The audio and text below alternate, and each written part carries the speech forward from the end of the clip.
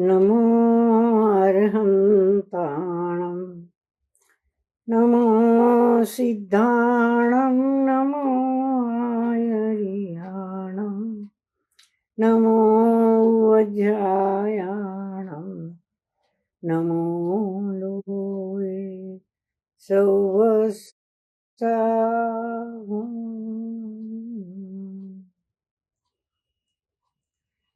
मोक्षमार्गस्य नेतारं भेतारं कर्मभूभृतां ज्ञातारं विश्वतत्त्वानां वन्दे तद्गुणलब्धये। त्रैकाल्यं द्रव्यषटकं नवपदसहितं जीवषट्कायलेशा पञ्चान्ने चास्ति कायाव्रतसमितिगति ज्ञानचारित्रभेदा। इत्येतन्मोक्षमूलं त्रिभुवनमयिते प्रोक्तमर्हद्भिरीशे प्रत्येति श्रद्धदाति स्पृशति च मतिमान यस्य वै शुद्धदृष्टि। सिद्धे जयप्रसिद्धे च विहाराहणाफलं पत्ते वन्दितारहन्ते वोच्छम् आराहणाकमसो। उज्जवणं निवहणं साहणं च निच्चरणं दंसणाणचरिततवाण माराहणाभणीया। ओंकारं बिन्दुसंयुक्तं नित्यं ध्यायन्ति योगिनः कामदं मोक्षदं चैव ओंकाराय नमो नमः।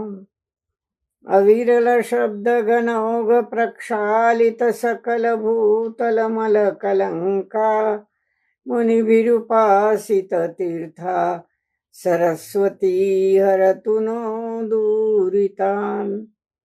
अज्ञानतिमिरान्धानां ज्ञानाञ्जनशलाकया चक्षुरुन्मीलितं येन तस्मै श्री गुरवे नमः। श्री परमगुरवे नमः। परम्पराचार्य गुरवे नमः।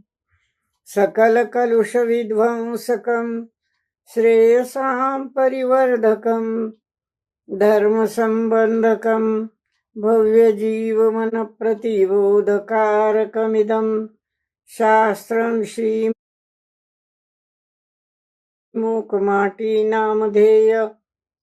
अस्य मूलग्रन्थकर्तारः श्रीसर्वज्ञदेवः तदुत्तरग्रन्थकर्तारः श्रीगणधरदेवः।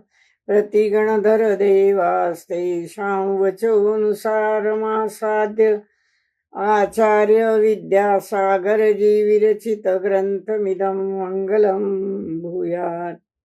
मङ्गलं भगवान् वीरो मङ्गलं गौतमो गणी मङ्गलं कुन्दकुन्दार्यो जैनधर्मोऽस्तु मङ्गलं। सर्वमङ्गलमाङ्गल्यं सर्वकल्याणकारकं प्रधानं सर्वधर्माणां जैनं जयतु शासनं। जैनं जयतु शासनं। जैनं जयतु शासनम्।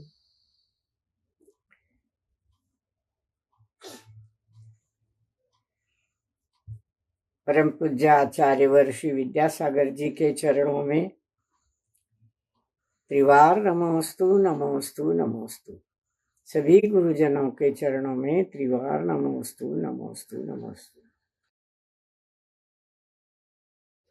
साधर्मी बहनों और भाइयों, सप्रेम जय जिनेन्द्र। मूकमाटी की अगली कड़ी शुरू करने से पहले हम आचार्य श्री के चरणों में एक विशेष रूप से वंदन करना चाहते हैं। सामाजिक रूप से आज शिक्षक दिन है और हमारे आचार्य हमेशा ही जीवन भर शिक्षक ही बने रहते हैं। पुराने जमाने में शिक्षक को आचार्य कहा जाता था। जिनका आचर ही आचरणीय होता है वे आचार्य होते हैं। वास्तव में हमारे आचार्य भी एक उत्तम शिक्षक है। हर बात को वे और उनके सभी संत बहुत एक शिक्षक के रूप में बहुत सुंदर सी बातें हमारे जीवन को घड़ने के लिए, हमारे जीवन को बनाने के लिए हमें समझाते रहते हैं। उन शिक्षक गुरुओं के चरणों में त्रिवार नमोस्तु।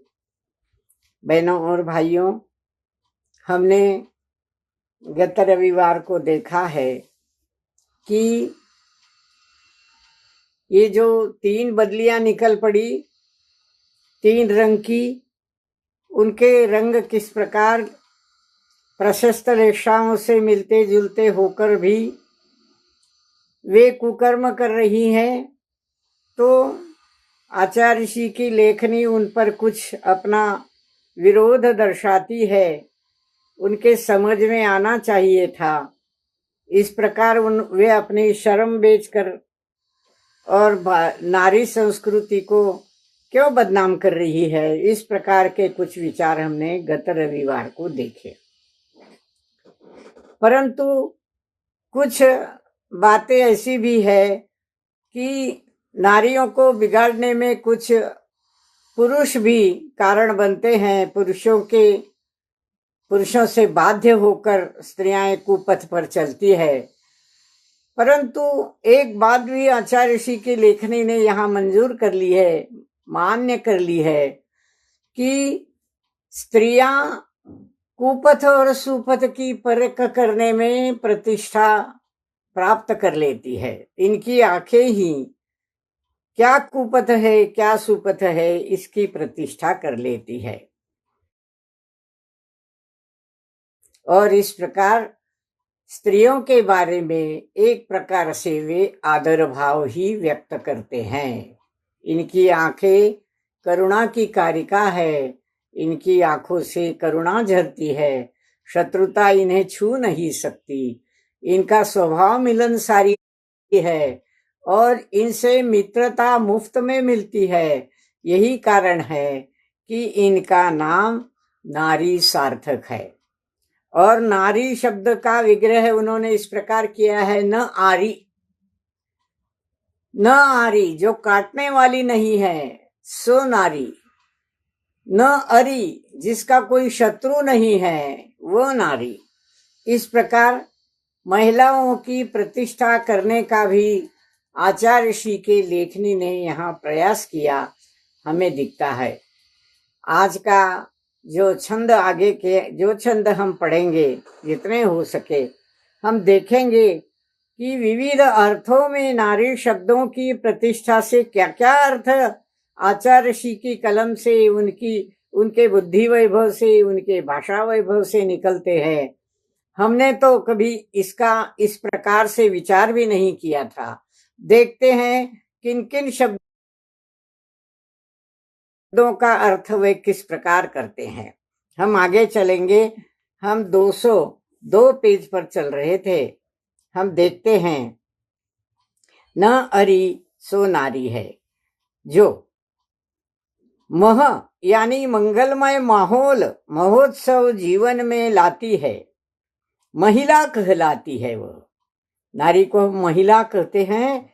तो ये महिला की व्याख्या 4 शब्दों में आचार्य ऋषि कह देते हैं। मह यानी मंगलमय माहौल निर्माण करने वाली, जिसके आते ही, दिखते ही, वास्तव्य करते ही, संग पाते ही मंगलमय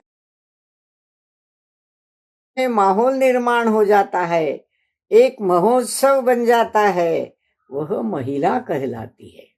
कितनी सुंदर व्याख्या है देखिए। और जो निराधार हुआ, निरालंब, आधार का भूखा, जीवन के प्रति उदासीन, हतोत्साही हुआ, उस पुरुष में मही यानी धरती, धृति धारिणी जननी के प्रति अपूर्व आस्था जगाती है। और क्या करती है ये महिला? ये महिला, मही हम धरती को कहते हैं, तो ये धरती क्या करती है? सबको आश्रय देती है। मही यानी धरती। कैसी धरती? धृति धारिणी जननी है वो। क्षमाशीलता उसका स्वभाव है, धैर्य उसका स्वभाव है।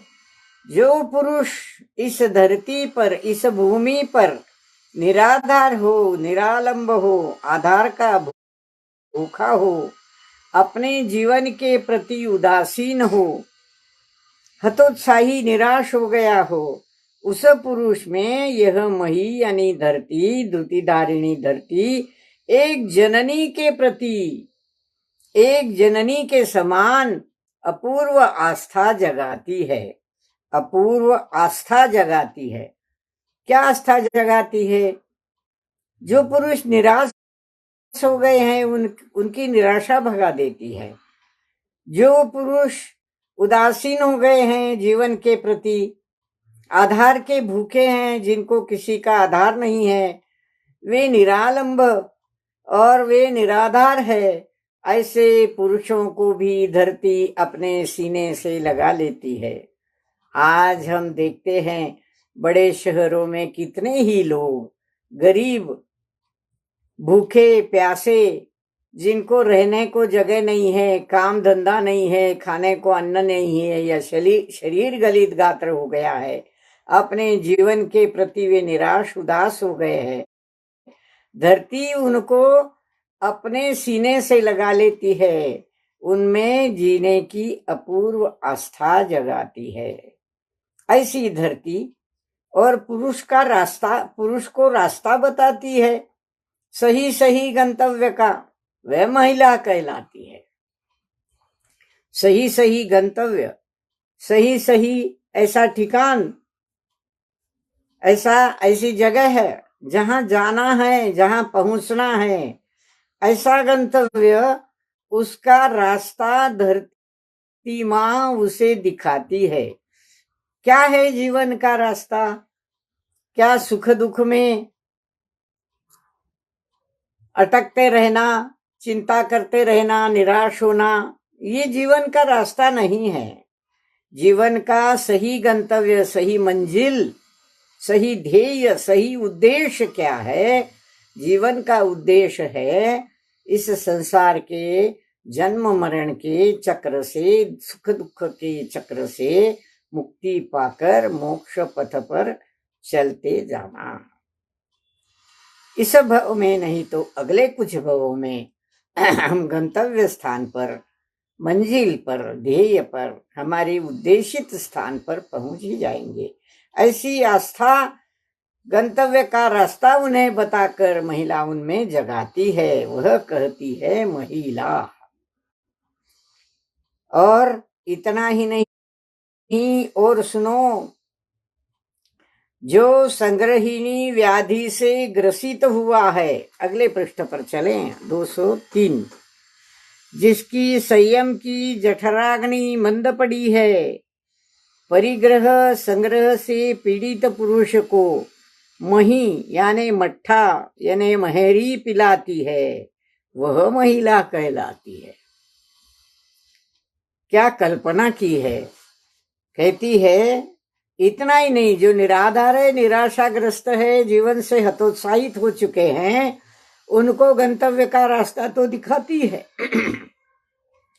परंतु इसके अलावा जो संग्रहिणी व्याधि से ग्रहित है, संग्रहिणी व्याधि, रोग व्याधि, संग्रहिणी नाम का एक रोग होता है पाचन क्रिया के बारे में, जिसकी पाचन क्रिया, पचन क्रिया ठीक से काम नहीं करती, और जो अन्न पेट में खाया जाता है उसका संग्रह कर लेती है, पेट दर्द निर्माण करती है, बड़ी तकलीफ उसे झेलनी पड़ती है।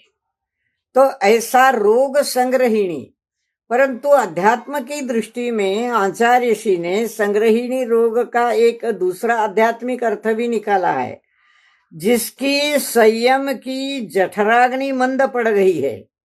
संयम की जठराग्नि, जठराग्नि पाचन शक्ति, पचन क्रिया मंद पड़ गई है, वो संग्रहीण रोग से जैसे ग्रसित है, वैसे ही जो संयम की क्रिया में मंद है, जो पाचन की समय संयम की क्रिया में मंद है, उसकी जठराग्नि पचन क्रिया मंद पड़ गई है, वह परिग्रह संग्रह से पीड़ित पुरुष, परिग्रह के संग्रह से वह पुरुष पीड़ित है।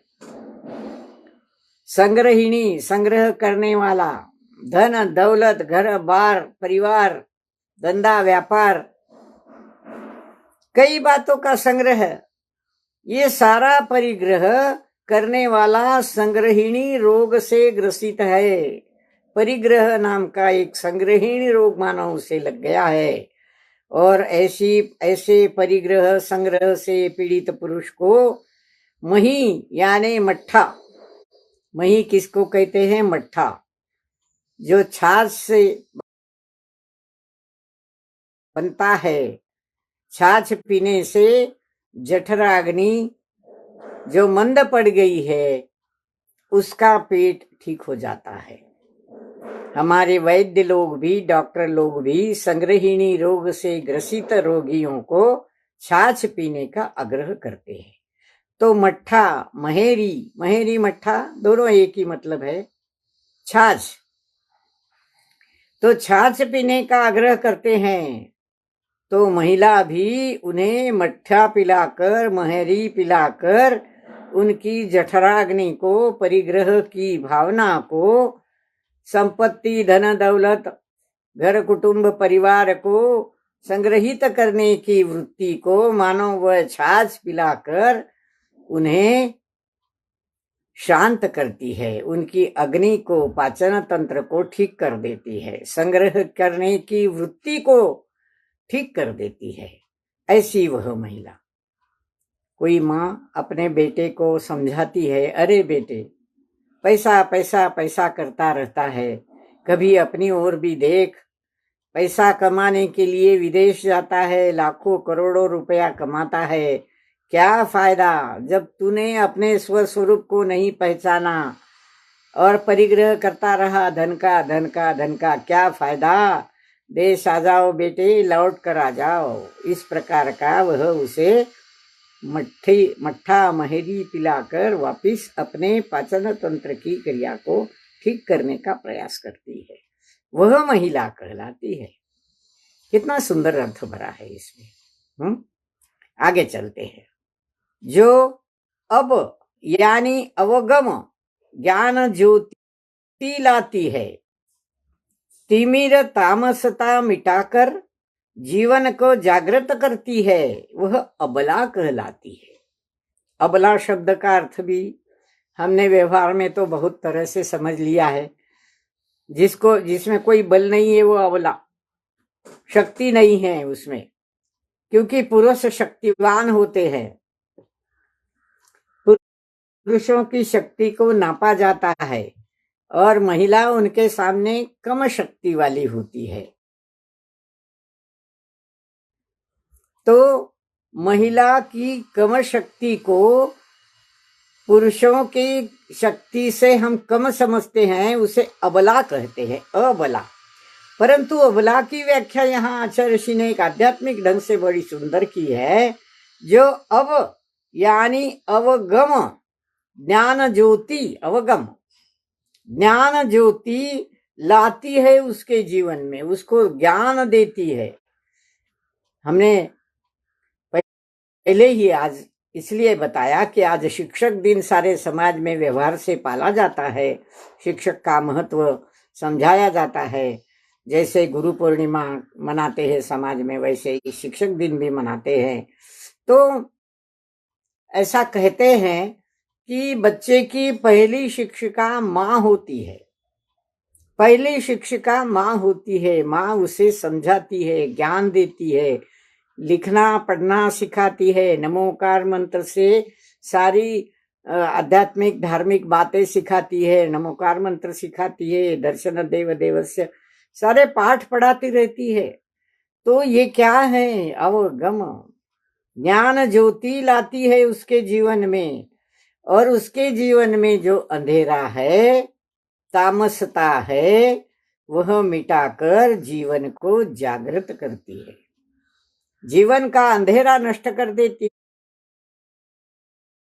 है। कौन सा अंधेरा? अज्ञान रूप का अंधेरा। जीवन का अज्ञान दूर कर देती है, अंधेरा दूर करती है, उसको मिटाती है, उसके जीवन को जागृत करती है। वह अबला कहलाती। अब ला, ऐसे दो शब्दों का अलग अलग किया है, विग्रह किया है। अब अवगम यानी ज्ञान ज्योति को लाने वाली वह अबला है, शक्तिहीन अबला नहीं, वह अबला है, लाती है जीवन में ज्ञान ज्योति लाती है। अथवा जो पुरुष चित्त की वृत्ति को विगत दशाओं और अनागत की आशाओं से पूरी तरह हटाकर अब यानी आगत वर्तमान में लाती है, अबला कहलाती है वह। देखिए कितना सुंदर अर्थ है। पुरुष की चित्त वृत्ति कैसी होती है? पुरुष की चित्त वृत्ति चंचल होती है, यहां से वहां तितली जैसी, भौरे जैसी फूलों का रस चखती हुई इधर से उधर उड़ती है। ऐसी चंचल चित्त वृत्ति के पुरुष को क्या करती है? वह क्या सिखाती है? विगत की दशाओं और अनागत की आशाओं। विगत यानी भूतकाल, भूतकाल में ऐसा हुआ, भूतकाल में वैसा हुआ, भूतकाल की बातें, भूतकाल में मैंने ये करा, मैंने वो करा, इस प्रकार की बातें ये चंचल पुरुष हमेशा अपने मन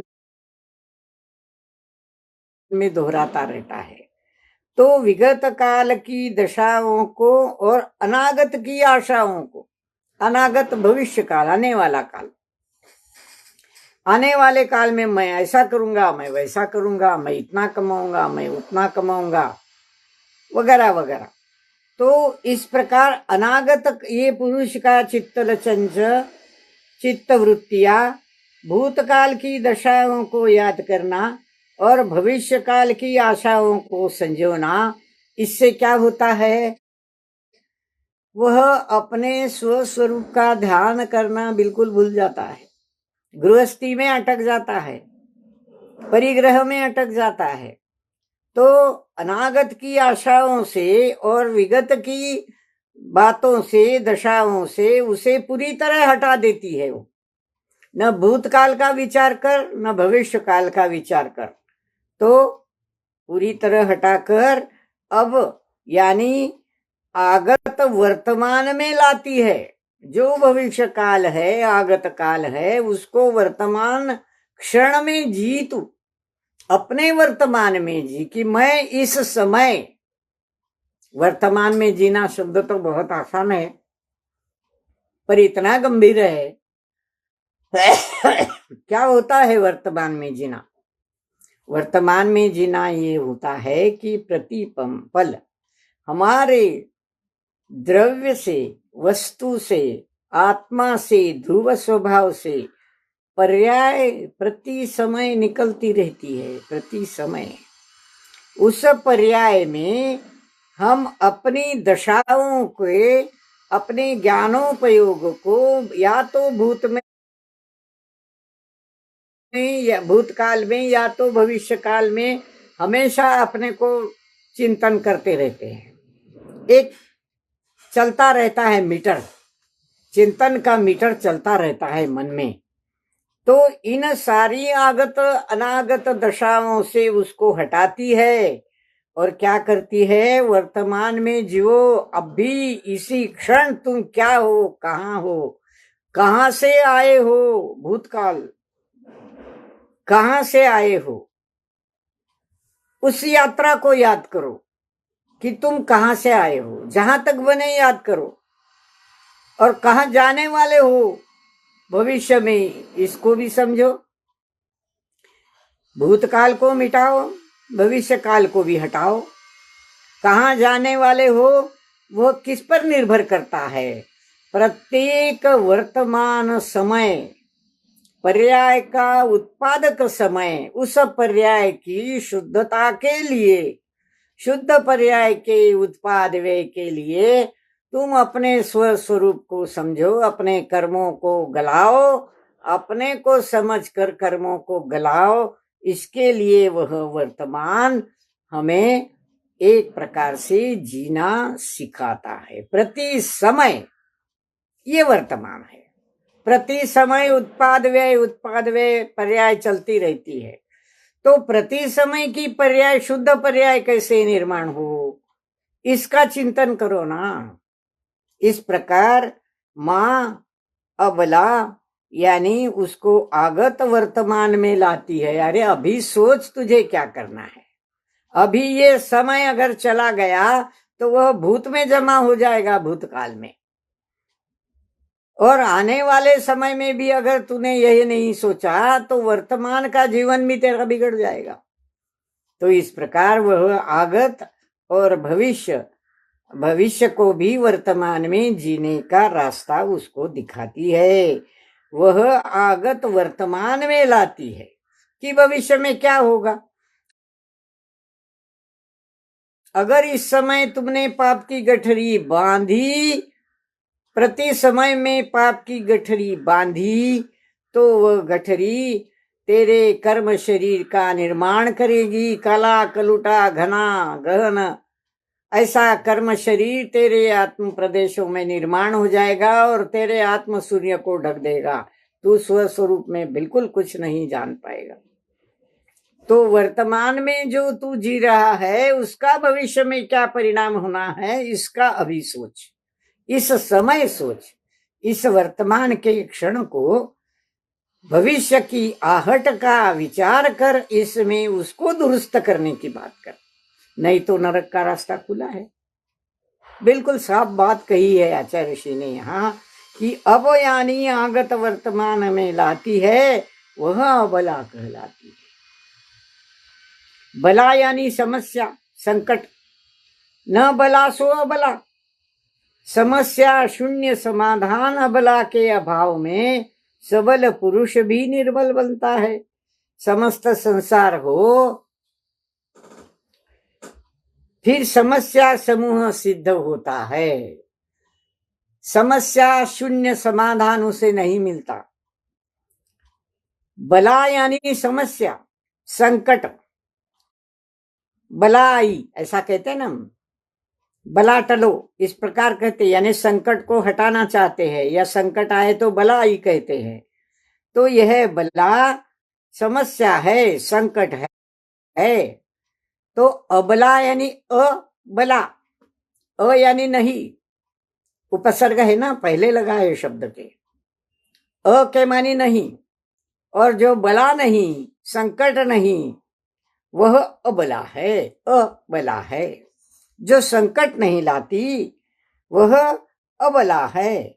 समस्या शून्य समाधान अबला के अभाव में सबल पुरुष भी निर्बल बन जाता है। जो अबला समस्या का समाधान करने में सक्षम है, जो विषय बचपन से हम समझ नहीं पाते, हमारे ज्ञान में वह नहीं उतरता, हम माँ से झट पूछ लेते क्या करूं, ये समझ में नहीं आ रहा है, कैसे करूं, वो ऐसा व्यवहार करता है, वो यूं करता है, वो करता है, मैं क्या करूं, मैं क्या करूं, मैं क्या करूं। इस प्रकार वह हर समस्या का समाधान अपनी माँ से, अपनी माता से जानना चाहता है। और माता वो होती है कि वह समस्या का समाधान उसे कर देती है, उसकी समस्या को शून्य बना देती है। और जिसके जीवन में ऐसी बला को टालने वाली, समस्या का समाधान करने वाली ऐसी अबला नहीं है, ऐसी माता नहीं है, उसका जीवन, उस पुरुष का जीवन, वह पुरुष सबल होकर भी वह पुरुष निर्बल ही है। हम अबला को निर्बल समझते हैं, पर माता के, पत्नी के, बेटी के रूप में या परस्त्री के रूप में या शिक्षिका के रूप में जिसके जीवन में उदात्त भावनाओं से भरी ऐसी अबला का प्रवेश नहीं होता, वह पुरुष सबल होकर भी, शक्तिमान होकर भी निर्बल ही समझो। वास्तव में अबला तो वो है, अबला तो वो है। ये स्त्री अबला नहीं है, स्त्री तो बला को टालने वाली है, उससे कोई बला नहीं आती, कभी इड़ा पीड़ा नहीं आती। हम बचपन से अनुभव करते आए हैं, हमारी माता हमेशा नजर उतारती है हमारी, और कुछ तरह तरह की चीजें हम पर से उतार कर फेंकती है, मेरे बच्चे को किसी की नजर ना लगे, बला ना आए, इस प्रकार से। तो वह क्या भावना क्या व्यक्त करती है? भाव यही व्यक्त करती है कि वो बला को टालने वाली है, बला को निकाल कर फेंकने वाली है। तो ऐसा समस्या शून्य समाधान देने वाली अबला के अभाव में वो पुरुष सबल होकर भी निर्बल ही है। कभी कभी ऐसी माँ की कोई कविता सुनकर या माँ के बारे में कोई विचार पढ़कर या उपन्यास कथा पढ़कर, कितना भी उम्र वाला पुरुष हो, सबल पुरुष हो, तरुण हो या बच्चा हो, या स्कूल में पढ़ने वाला बच्चा हो, कॉलेज में पढ़ने वाला बच्चा हो, उसके हृदय में भावनाओं की कलोले उठती ही है, आंखों में पानी आ जाता है। इस प्रकार की वो भावना ऐसी है, माता एक भावना ऐसी है कि जो हमेशा एक प्रकार से हमें ताकत देती है, शक्ति देती है। तो ऐसे अबला के अभाव में सबल पुरुष भी निर्बल बनता है। समस्त संसार हो फिर समस्या समूह सिद्ध होता है, इसलिए स्त्रियों का यह अबला नाम भी सार्थक है। सारे संसार की बात करो आप, सारे संसार में भी तो समूह समूह, सारे समस्याओं से भरे समूह पड़े हैं। आज तो हम देखते हैं, उसका विशेष वर्णन हम नहीं करेंगे, परंतु ये संसार ही समस्याओं से भरा पड़ा है, समस्या का समूह सिद्ध हो रहा है ये। इसलिए स्त्रियों के आश्रय से ये सारी समस्या, उसके मार्गदर्शन में ये सारी समस्याएं सिद्ध हो जाती है, निकल जाती है, हट जाती है। और उसका इसीलिए अबला, बला को टालने वाली अबला नाम बड़ा सार्थक है। कितने अर्थों में अबला को सिद्ध किया है कि वो कैसी शक्तिवान है। आगे और चलते अगले पृष्ठ पर 204 पृष्ठ पर चलेंगे। अभी तो बहुत ऐसे भाव निकलने हैं आचार्य ऋषि की लेखनी से। स्वयं माता के प्रति वह कितनी विनम्रशील है, मातृत्व के प्रति कितने विनम्रशील है, ये हमें इन सारी पंक्तियों में, इन सारे छंदों में दिखाई देता है। कु यानी पृथ्वी, माँ यानी लक्ष्मी, और री यानी देने वाली, कुमारी, कुमारी। कु यानी पृथ्वी, माँ यानी लक्ष्मी, और री यानी देने वाली, धरती, लक्ष्मी, देने वाली, कुमारी। सबसे यह भाव निकलता है कि यह धरा संपदा संपन्नता तब तक रहेगी जब तक यहाँ कुमारी रहेगी। यह धरती, यह धरा, संपदा संपन्नता तब तक रहेगी जब तक यहाँ कुमारी रहेगी। यही कारण है कि संतों ने इन्हें प्राथमिक मंगल माना है, लौकिक सब मंगलों में मंगल माना है। देखिए, कुमारी लड़की हो तो उसके हाथों से कार्य करना शुभ माना जाता है। व्यवहार के अर्थ में हम किसी भी कार्य की शुरुआत करनी हो, कहीं कलश रखना हो, कहीं जो भी काम करने हो, तो मंगल कार्य करने के लिए हम कुमारी को पहले सामने करते हैं। हमारे यहाँ ऐसा होता है कि दूल्हा जब आता है तो घोड़े पर बैठकर आता है और मंडप के दरवाजे पर उतरता है, तो कुमारी लड़की कलश हाथ में लेकर खड़ी हो जाती है। मंगलता का प्रतीक कुमारी। तो क्या है कुमारी? कु यानी पृथ्वी, धरती, माँ यानी लक्ष्मी और री यानी देने वाली। ये धरती संपन्नता देती है, समृद्धि देती है, लक्ष्मी देती है।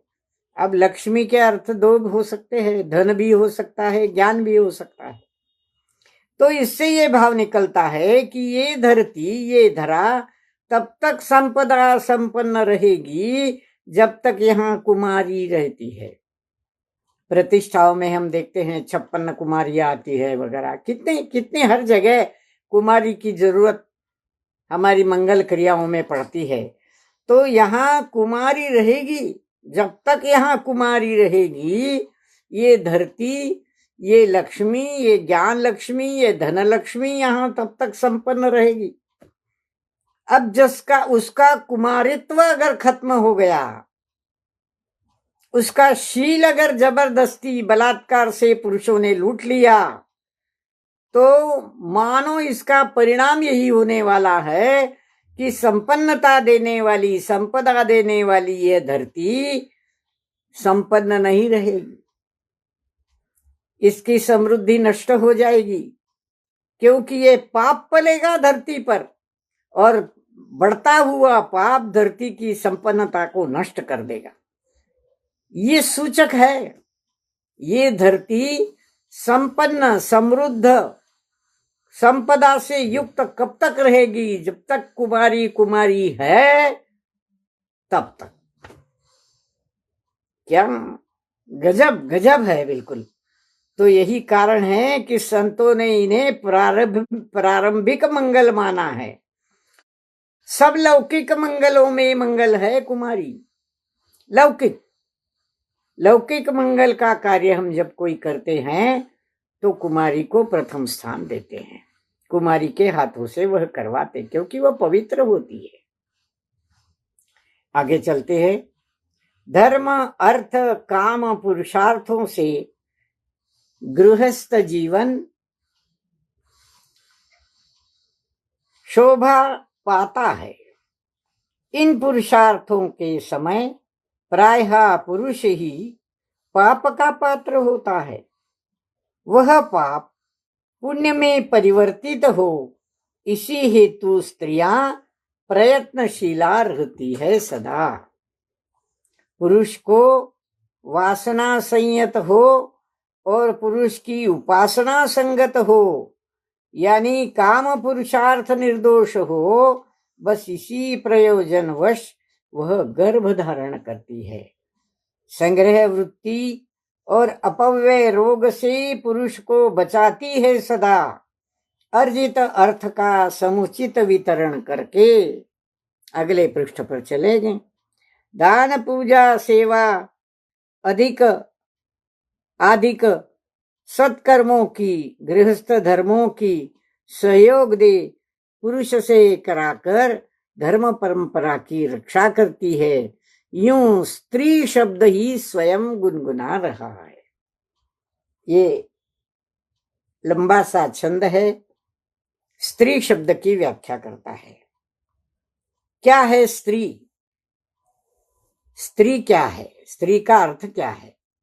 जो स्त्री धर्म अर्थ और काम पुरुषार्थ से जीवन की शोभा, जो ये 4 पुरुषार्थ बताए ना, धर्म अर्थ काम मोक्ष, इसमें जो मोक्ष है वो सबसे प्रधान है। इस मोक्ष के सहारे धर्म पलता है, इस मोक्ष के सहारे अर्थार्जन होता है, इस मोक्ष के सहारे काम भी होता है। तो मोक्ष के लिए धर्म, मोक्ष के लिए अर्थ, मोक्ष के लिए काम, इन तीनों पुरुषार्थों के मूल में मोक्ष की भावना, मोक्ष का उद्देश्य, मोक्ष का लक्ष्य गंतव्य होता है। धर्म अर्थ और काम पुरुषार्थों से गृहस्थ जीवन शोभा पाता है। वही तो गृहस्थ है। जो गृहस्थ गृह में रहता है, स्थित रहता है, वह गृहस्थ भी धर्म अर्थ और काम पुरुषार्थ से उसका जीवन शोभा पाता है। लेकिन वह धर्म अर्थ और काम पुरुषार्थ से जीना उसको कौन सिखाता है? स्त्री सिखाती है। कैसे?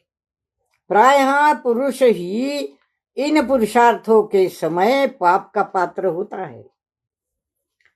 पाप का पात्र ये पुरुषार्थों के समय में पुरुष ही इन पुरुषार्थों का दुरुपयोग करते हुए पाप का पात्र बनता है, पाप का भागी बनता है, पाप कर्म करता है। यह पाप पुण्य में परिवर्तित हो, इसी हेतु स्त्रियां प्रयत्नशीला रहती है सदा। आप देखिए, किसी भी घर में स्त्रियां हमेशा धर्म से पुरुषों की अपेक्षा अधिक संलग्न रहती है। आप कहीं प्रवचन में जाओ तो सुनने वाले विभाग में महिलाओं की संख्या ज्यादा दिखती है, पूजा अर्चा में महिलाओं की संख्या ज्यादा दिखती है। पर ये महिलाएं हमेशा पुरुष जो अपने पुरुषार्थ के साधने में, गृहस्थ अपने पुरुषार्थों के लिए जो गलत मार्ग चुन लेता है, पाप क्रियाएं करता है, उनका पाप पुण्य में परिवर्तित हो, इसलिए वो उनको सही धर्म क्या है, सही अर्थ कमाना क्या है, सही काम क्या है, ये उनको सिखाती है। और इसलिए वो क्या करती है? प्रयत्नशीला रहती है। कैसे प्रयत्नशीला रहती है?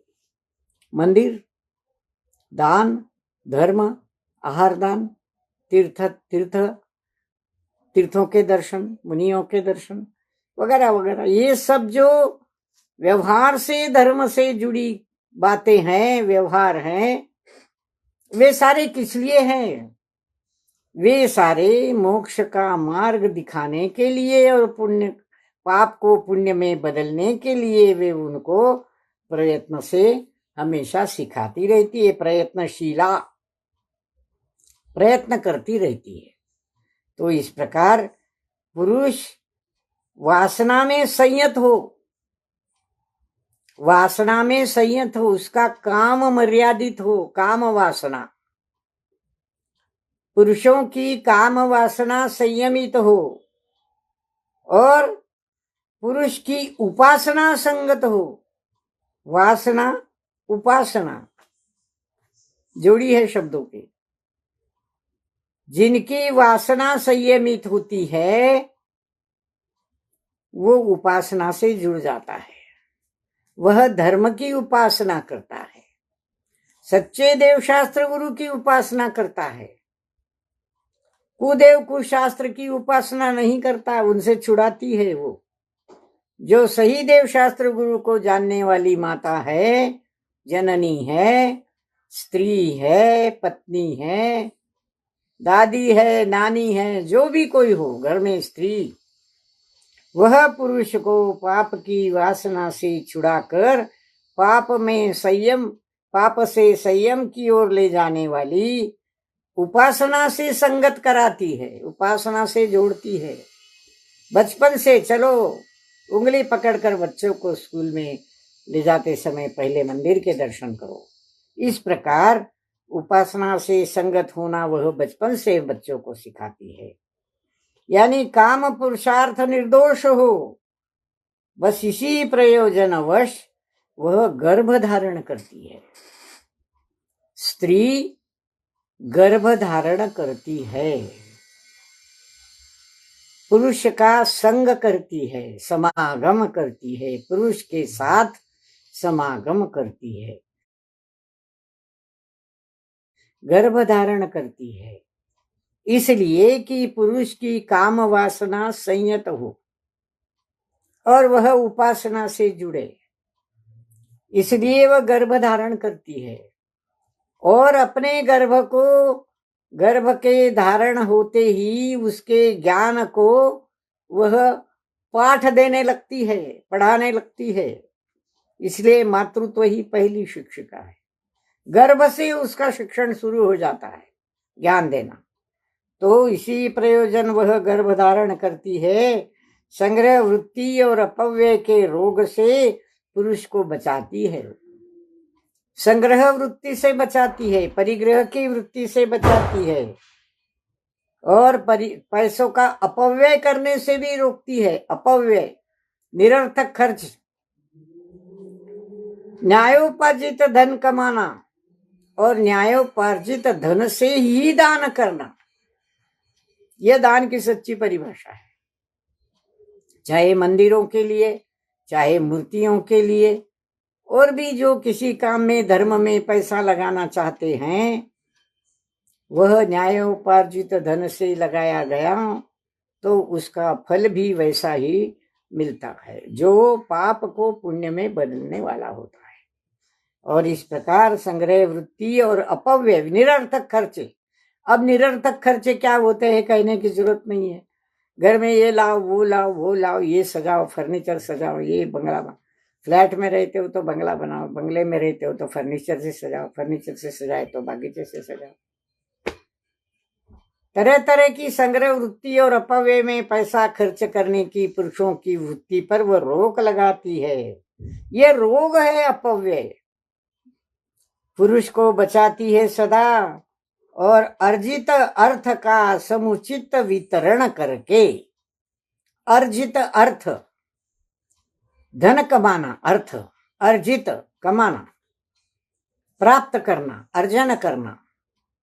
अर्जित अर्थ का समुचित वितरण, समुचित वितरण, समुचित रीति से उसको बांटना। कुछ अच्छे विचार हमारे साधुजन हमें देते हैं, हमारे गुरुजन देते हैं। जितना कमाओ उतना, उसका इतना हिस्सा धर्म के लिए पहले निकाल के रखो, दान के लिए निकाल के रखो। 5%, 10%, जितनी सब शक्ति है, ताकत है, जितनी इच्छा है उसकी।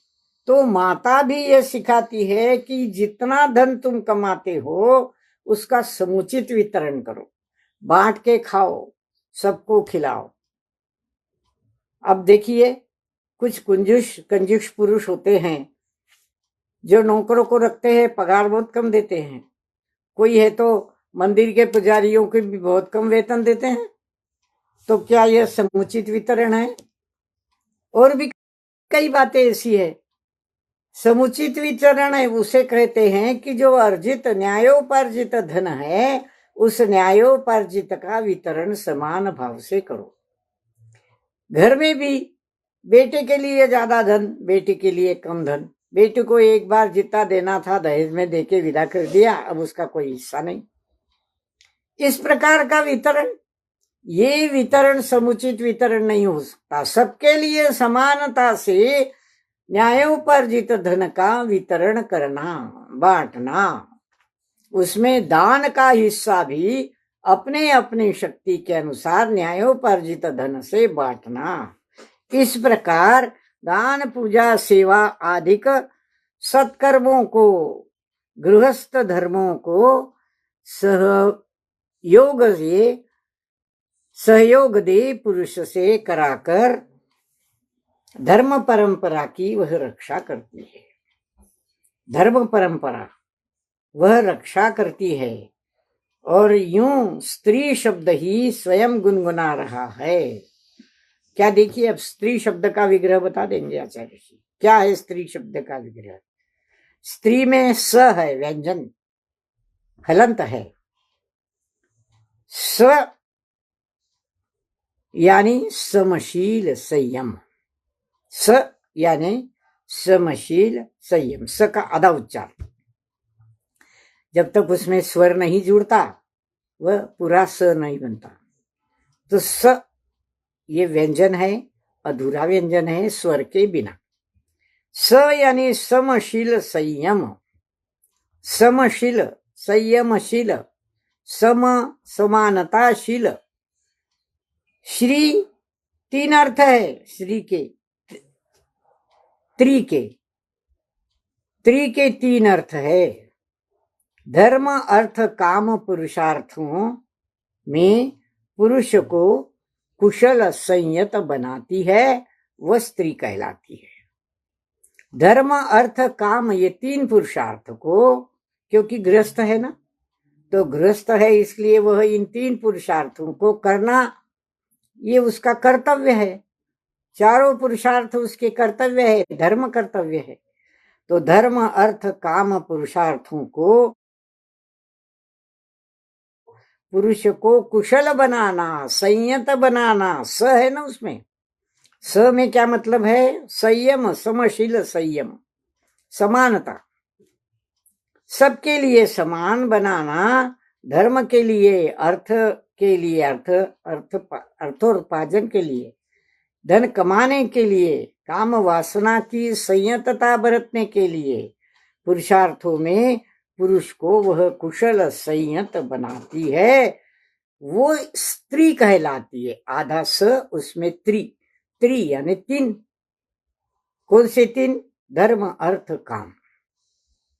ये तीन पुरुषार्थों में उसको संयत बनाने वाली स्त्री कहलाती है। हे भगवान, ऐसा अर्थ हमने तो कभी नहीं सोचा था, पर शब्द प्रभु है हमारे आचार्य देव, इसी को स्त्री कहते हैं। ओ सुख चाहने वालों सुनो, सुता शब्द स्वयं सुना रहा है। सु यानी सुहावनी अच्छाइयां, और ता प्रत्यय वह भाव धर्म सार के अर्थ में होता है, यानी सुख सुविधा का स्रोत सुता कहलाती है। यहाँ यही कहती है श्रुत सुक्तियां। सुता किसको कहते हैं पता है आपको? सुत यानी बेटा, सुता यानी बेटी। तो सुता कौन है? बेटी कौन है? बच्ची, लड़की कौन? सुख चाहने वालों सुनो, हे सुख के अभिलाषियों सुनो, सुता शब्द स्वयं तुम्हें क्या सुना रहा है? सु यानी सुहावनी अच्छाइयां, सुहावनी मन को लुभाने वाली, मन को आकर्षित करने वाली ऐसी अच्छाइयां जिसमें भरी है वो सु है। और ता प्रत्यय का दिखाता है? वह भाव धर्म दिखाता है। जब किसी भी शब्द के साथ ता प्रत्यय लगता है तो वह उसका भाव दिखाता है। व्याकरण में हम प्रयोग में पढ़ते हैं ना, ता प्रत्यय लगाने से भाव प्रत्यय बन जाता है। जैसे कोई भी शब्द लीजिए, शूर शब्द लीजिए, शूर, शूरता, ये उसका भाव बन गया है ना। तो इस प्रकार वह ता प्रत्यय भाव धर्म दिखाता है। किसका भाव धर्म दिखाता है? सुता का भाव धर्म दिखाता है, कन्या का भाव धर्म दिखाता है कि वह सुहावनी है, अच्छाइयों की पालिका है, अच्छाइयां प्रकट करने वाली है। भाव धर्म सार के अर्थ में होता है। क्या होता है भाव धर्म? भाव धर्म भावों का सार दिखाता है, सार के अर्थ में होता है, यानी सुख सुविधा का स्रोत सुसुता, सुख सुविधा का स्रोत सुसुता। जो बेटी, जो कन्या, जो पुत्री, जो सुता सुख सुविधा का स्रोत है वह सुता है, वह बेटी है, वह कन्या है, वह पुत्री है, वह सुता है। वह सुता केवल शाब्दिक अर्थों में नहीं, श्रुत की सुक्तियों में भी आता है यही अर्थ। सुख सुविधा को संपन्न कराने वाली वह सुता। श्रुत में, श्रुतों की सुक्तियों में, श्रुत ग्रंथों में, श्रुत गाथाओं में, और क्या क्या जो भी गद्य पद्य हो उसमें सुता शब्द यही श्रुत के ग्रंथों में आता है, श्रुत की कथाओं में आता है। तो यह कोई अध्यात्म से अलग अर्थ नहीं है। कहने का मतलब है आचार्य ऋषि का कि अध्यात्म से ये कोई अलग अर्थ नहीं है, यह आध्यात्मिक अर्थ ही है, श्रुतों से चलता आया है। केवली श्रुत केवली से चलता आया हुआ है। उन्होंने जो कहा वो बाद में लिखित रूप में चलता आया है आज के आचार्यों तक परंपरा से। तो ये श्रुत की सुक्तियों में मिलता है अर्थ, ये कोई अध्यात्म से अलग अर्थ नहीं है, मन से नहीं कह रहा हूं मैं। इस प्रकार का भाव इसमें आचार्य शिव व्यक्त करते हैं। आगे चलते हैं। आगे दुहिता शब्द लिया है। दो हित जिसमें निहित हो वह दुहिता कहलाती है। दुहिता भी कन्या को ही कहते हैं, पुत्री को ही कहते हैं दुहिता। दो हित जिसमें निहित हो वह दुहिता। अपना हित स्वयं ही कर लेती है। पतित से पतित पति का जीवन भी हित सहित होता है जिससे वह दुहिता।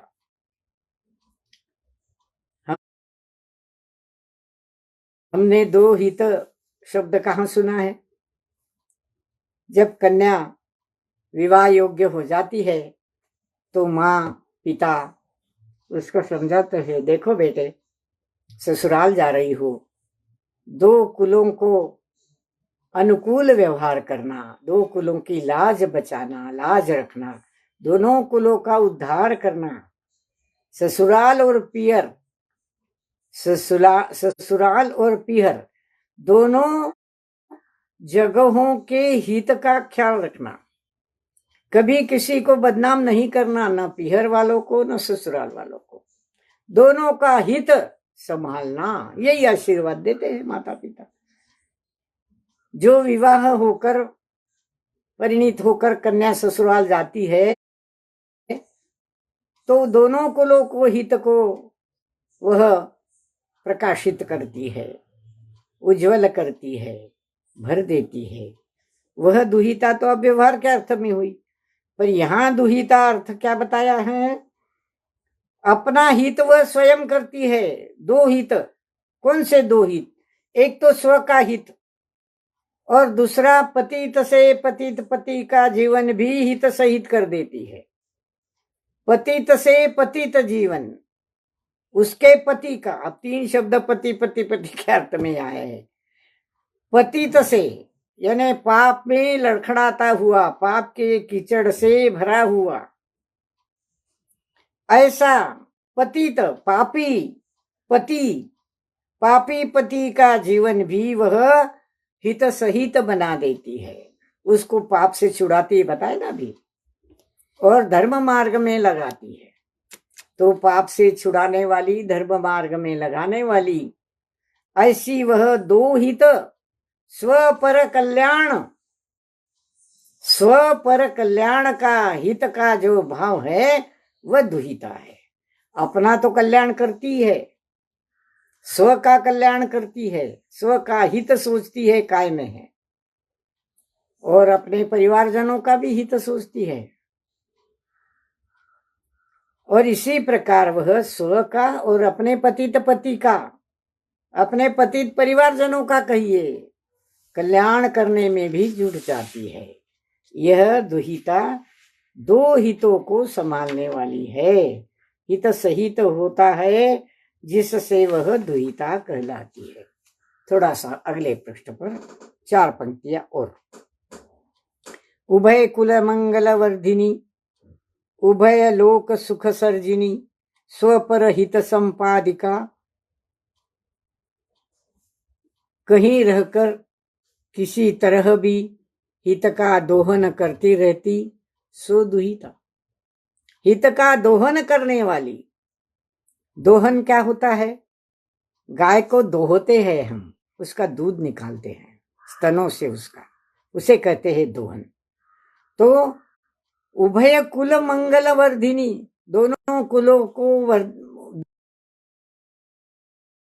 दोनों कुलों का मंगल का वर्धन करने वाली, विकास करने वाली, बढ़ाने वाली, उभय लोक की सुख सर्जिनी, सर्वलोकों के लिए सुख का निर्माण करने वाली, सृजन करने वाली, स्वपर के हित की संपादन करने वाली, स्वपर के हित का संपादन करने वाली, कहीं रहकर किसी तरह भी हित का दोहन करती रहती है। वह कहीं भी रहे, ससुराल में रहे, पिहर में रहे, सबका हित सोचती रहती है, सबका हित करती रहती है।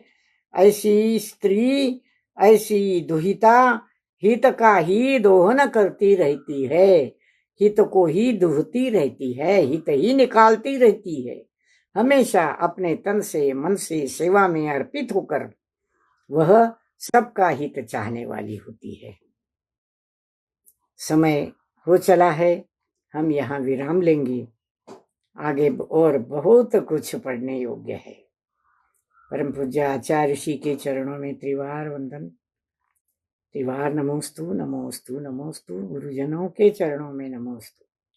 साधर्मी भाई बहन, जय जिनेन्द्र। जावाणी के लोक से सुझे लोकालोक, तो वाणी मस्तक चढ़े सदा।